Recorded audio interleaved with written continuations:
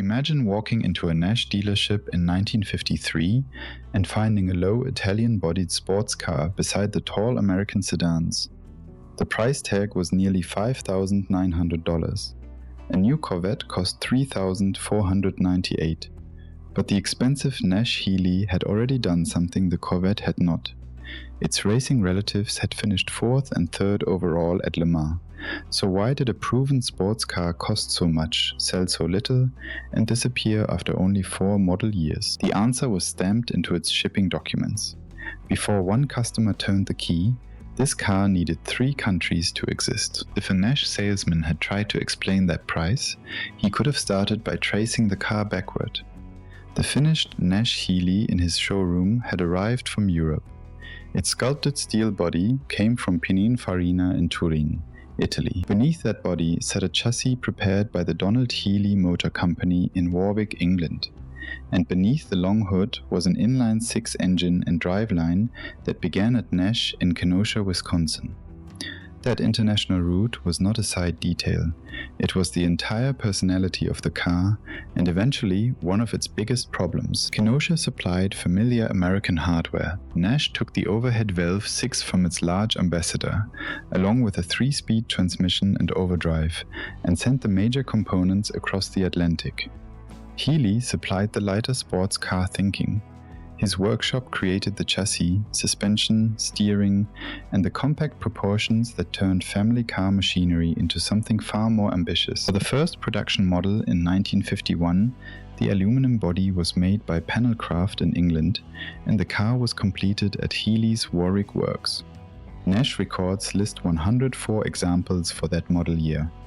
Every one was essentially hand-built. That first version looked nothing like a shrunken Detroit sedan. It had a simple grille, exposed curves, a split windshield, and a long hood flowing into rounded rear fenders. Period advertising presented it as a serious sports car, not a decorative convertible. The engine gave the car its American accent. Healey fitted an aluminum cylinder head and twin carburetors to the 3.8-liter Nash 6, producing roughly 125 horsepower. Overdrive gave the Roadster long legs for sustained speed. The hardware was sturdy, understandable, and already supported by Nash's dealer network. On paper, the partnership looked almost suspiciously sensible. Nash had engines, purchasing power, and American showrooms, but no sports car image. Healey knew how to build fast, light machines, but needed a dependable engine supply and a larger market. The two sides found each other in the least factory-like place imaginable. In late 1949, Donald Healey crossed the Atlantic aboard the ocean liner Queen Elizabeth. He was traveling to the United States in search of an American engine for his cars.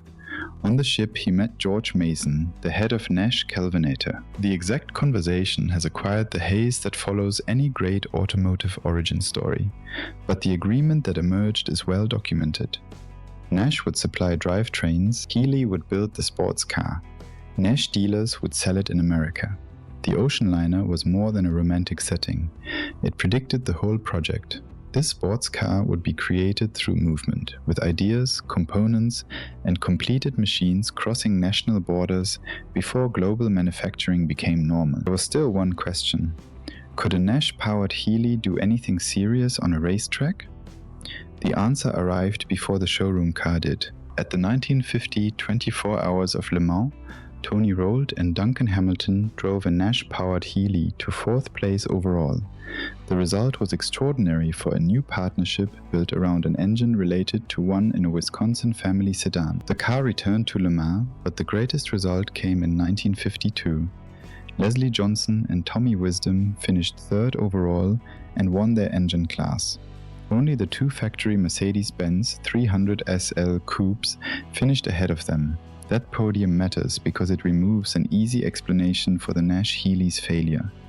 The concept was not technically hopeless. At the hardest endurance race in the world, the partnership had already proved that American torque, British chassis knowledge, and careful preparation could work together. And that wasn't even the part that should have worried the established sports car companies. The Nash-Healey did not merely survive Le Mans, it made a conservative American manufacturer look credible in the same results table as Mercedes-Benz, Ferrari, Cunningham, Lancia, and Aston Martin. For Nash, the racing program created exactly the kind of prestige George Mason wanted. For Healey, it demonstrated what his chassis could do with a dependable American engine. The badge on the nose suddenly carried more meaning than its production numbers suggested, but sporting credibility could not simplify the way the road car was built. In 1952, the process became even more complicated. Nash brought in Pinin Farina, the celebrated Turin design house, to restyle the car. The new body gained a one-piece windshield, cleaner side contours, small rear fins, and one of the strangest front treatments of the decade. The headlights sat inside a broad oval grille, giving the Nash-Healey a face that was unmistakable from across a parking lot. The result connected three different automotive cultures in one silhouette. The proportions remained British, the mechanical foundation remained American, the surface design and steel coachwork were Italian. In 1953, the Museum of Modern Art included the Nash-Healey in an exhibition of notable automobile design. Its press material identified the American engine and stock mechanical components, the British-American Manufacturing Partnership, and the Pinin Farina coachwork. A car built through an awkward industrial chain had become museum-worthy precisely because those separate influences looked coherent when they finally met. Getting them to meet was the difficult part. Wooden crates of Nash components left Wisconsin for England. Healey turned those parts into rolling chassis in Warwick. The chassis then traveled to Turin, where Pinin Farina installed the body and completed the car. Finished Nash-Healeys were exported to the United States and distributed to dealers. One customer purchase depended on factories and transport links spread across 2 continents. A delayed shipment, a damaged panel, or a change in exchange and freight costs could affect a car that was already being built in tiny numbers. This is where the story takes a turn the Le Mans trophies could not prevent. Hand-built cars are expensive. Hand-built cars that travel between 3 countries are worse. Nash was paying for low-volume chassis work, Italian coach building, repeated transport, import costs, and dealer support, all for a model with no realistic path to mass production. The 1953 road car was impressive. The Savoy Automobile Museum lists its engine at 253 cubic inches, or 4.1 liters, with 140 horsepower. It retained the 3-speed transmission with overdrive, and a Le Mans coupe joined the open roadster. Yet the original price of about $5,900 placed it in a different financial universe from Chevrolet's new Corvette. General Motors lists the Corvette's 1953 base price at $3,498. The Nash-Healey demanded roughly 70% more. That gap was not just a marketing problem. It revealed the difference between a global craft project and a car backed by one of the largest manufacturers on Earth. General Motors could develop the Corvette on a pilot line, absorb a difficult launch, move production, revise the car, and keep investing until the formula worked. Nash was a much smaller independent. Every Nash-Healey had to justify an elaborate international chain while competing for resources with the practical cars that kept the company alive. If you enjoy classic car stories where the engineering and the business are inseparable, subscribe to Classic Cars USA. The rarest machines often make the clearest lessons. While the Nash-Healey was earning attention in museums and racing records, the American auto industry was squeezing independent companies from every side. Nash and Hudson merged in 1954 to form American Motors Corporation. It was a defensive move in a market dominated by General Motors, Ford, and Chrysler. George Romney, who became the new company's chief executive, would build AMC's future around compact, practical Rambler models. A tiny sports car program spanning Wisconsin, England, and Italy no longer matched the center of that strategy. The timing was brutal. The Nash-Healey had achieved the image-building mission George Mason wanted, but prestige alone could not turn its production route into a healthy business. The car was expensive because it was international, yet being international was exactly what made it special. That contradiction had nowhere to go. Production ended in 1954. Across the 4 model years, only about 506 Nash-Healeys were built. The total is smaller than one busy Detroit assembly plant could produce in a single shift, but raw volume misses what those cars represented. They were an early demonstration of a method that now defines the automobile industry.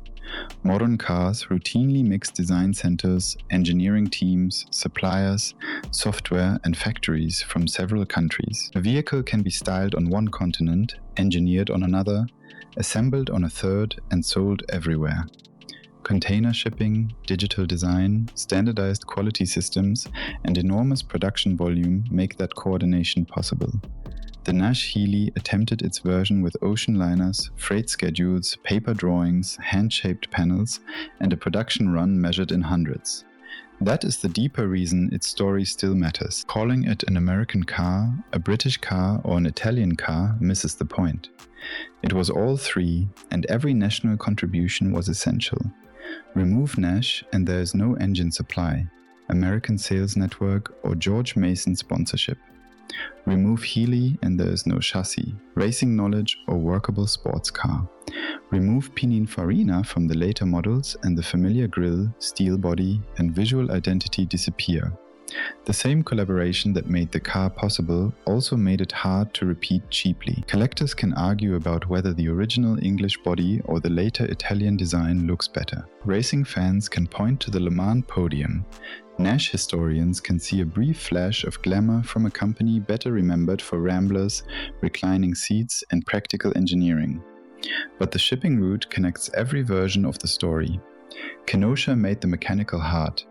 Warwick gave it bones and reflexes. Turin gave the later car its face. American dealers placed the finished machine under showroom lights and tried to explain why it cost more than a new Corvette. There was no single villain and no single engineering blunder. The Nash-Healey worked. It raced, it earned recognition from Le Mans and the Museum of Modern Art. What failed was the ability to turn an extraordinary international collaboration into a repeatable product at a price enough people would pay. That makes the Nash-Healey more relevant now than a simple forgotten car story. It shows the difference between proving an idea and industrializing it. The idea was excellent, combined the strongest contribution from each partner and built something none of them could create alone. The industrial system arrived too early. Each border crossing added time and cost. Every handcrafted stage limited volume, and the final price exposed the whole arrangement. In a modern factory network, 3 countries can make a car efficient. In 1953, 3 countries made the Nash-Healey unforgettable. They also made it nearly impossible to save.